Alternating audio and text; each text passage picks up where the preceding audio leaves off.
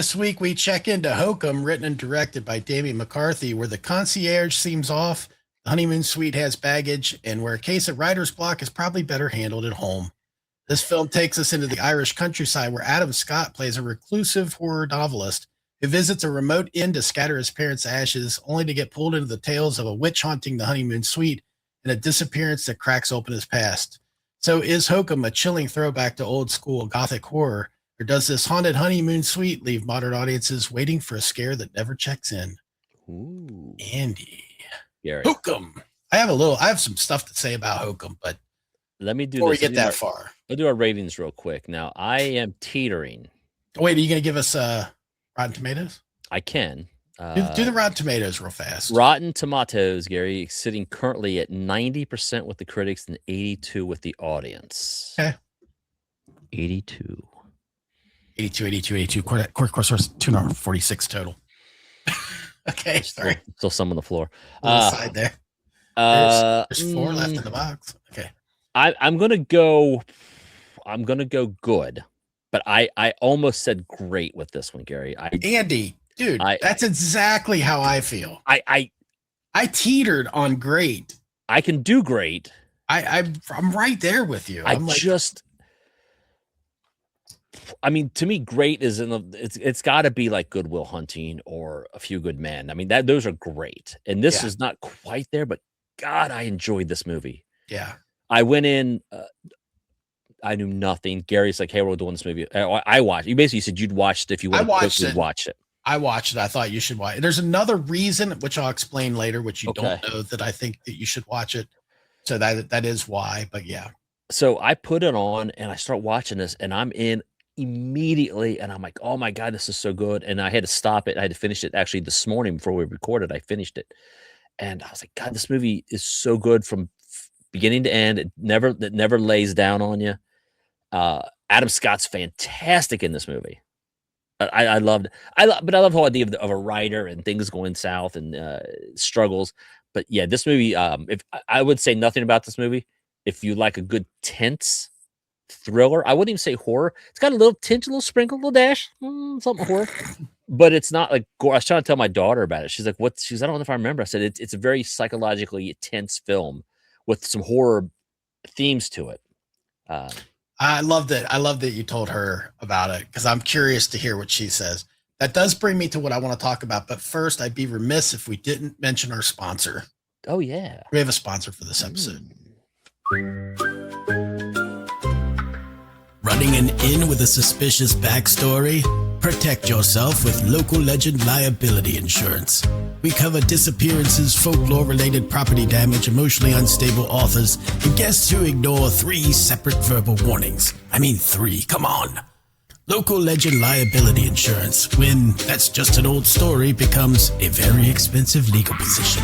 Local Legend Liability Assurance. We'll be there when others don't have the endurance. When your customers tread where there's been recently dead, our policy is there for assurance. Just call us anytime. Local Legend Liability Insurance.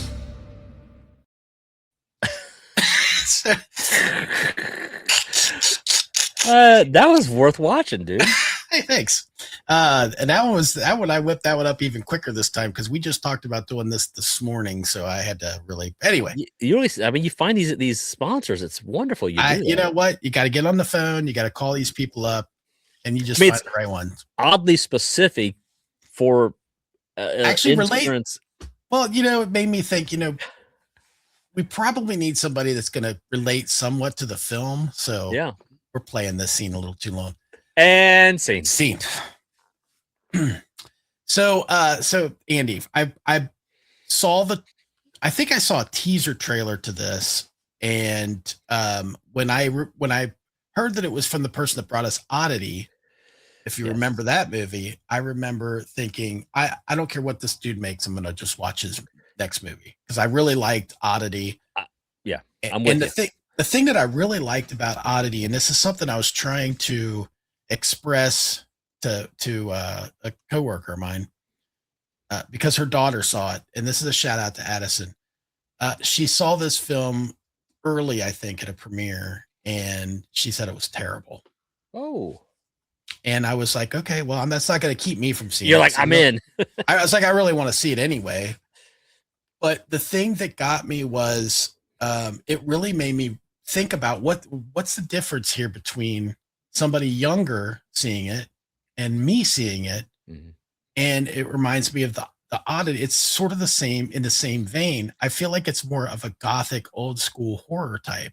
And it made me think about how, growing up, we grew up on Alfred Hitchcock, Tales from the Dark Side. Stuff like that was like what we as a young kid grew up on. And these kids today grew up on freaking slasher films in their childhood. yeah, I mean, they didn't have the same kind of horror. And I really feel like that adds to that might be the difference.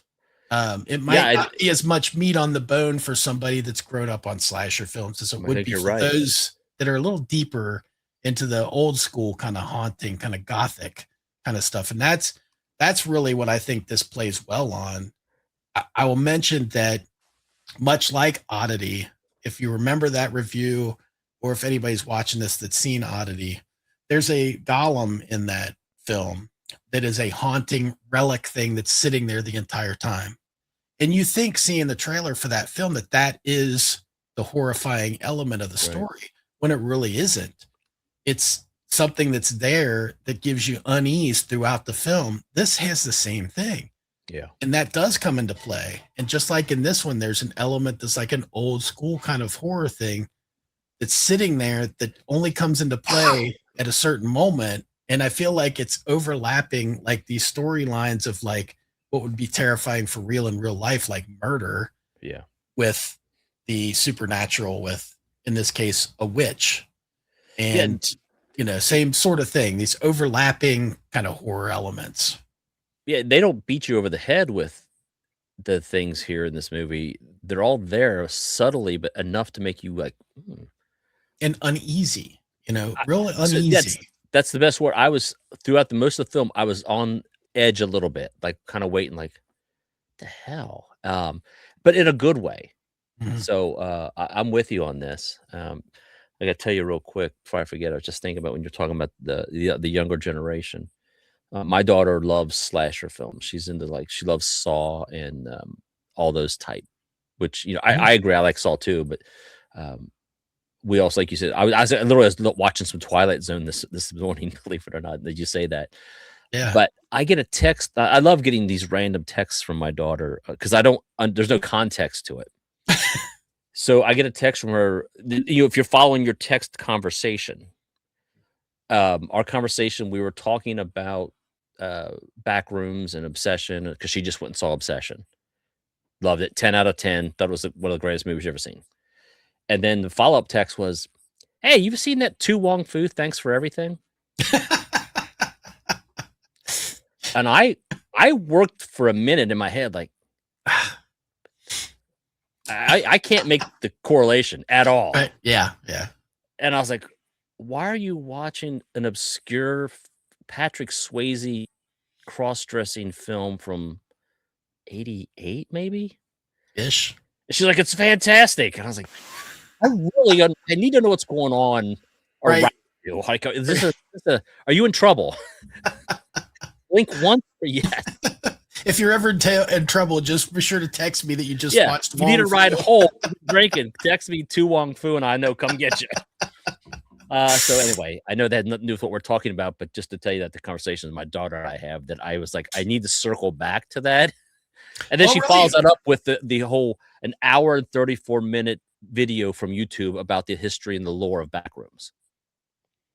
Okay. To which I said, have you seen it? She goes, Backrooms? I said, yes, I'm following the actual conversation. Not Tu Wong Fu. What you sent me this, and my immediate response was, have you seen it? When she said no.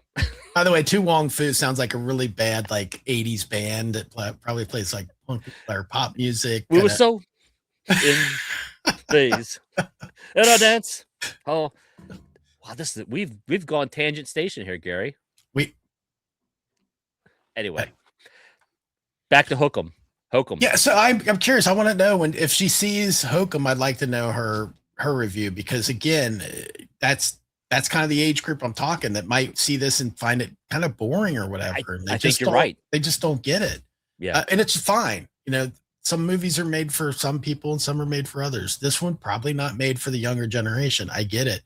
But it's another one of those things where, like, as you're growing up, you have the music that you grew up on. And then as you get older, you're like, how did I never hear this band before? And you go back to, you know, the decade before that you were listening to music and you're like, listen to all this great stuff. Yeah. I think that's kind of the same with this. This is more old school revival horror type stuff, but well done. I thought the pacing was really good. Like you said, there's not really a dull moment in it.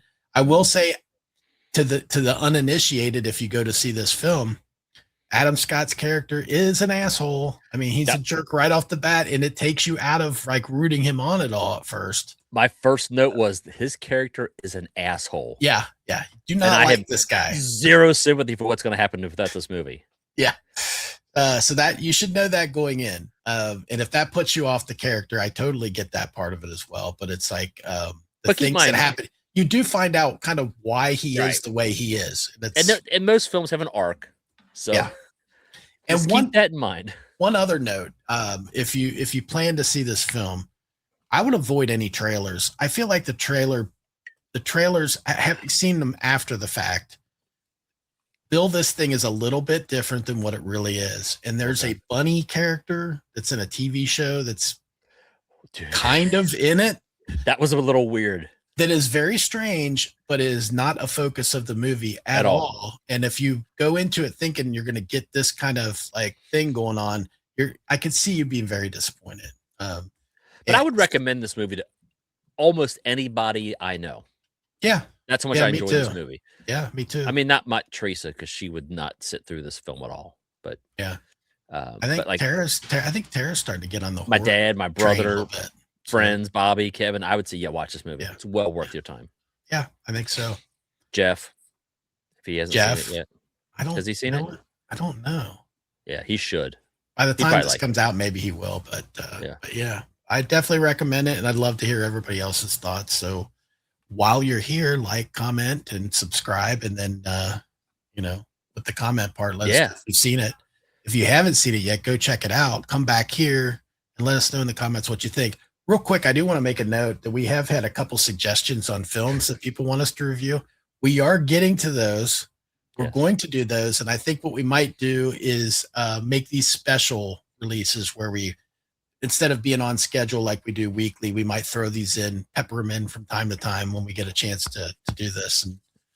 And we got two good ones coming up that we get to talk about. And we'll give a shout out to those people that suggested it as well. So if you have any suggestions, drop that in the comments as well. We'd like to check them out. So yeah. Andy, anything else you want to add? Gary, you like apples? I do. I really like How apples. You like them apples? I recommend this movie. Go see it. Watch these apples or something.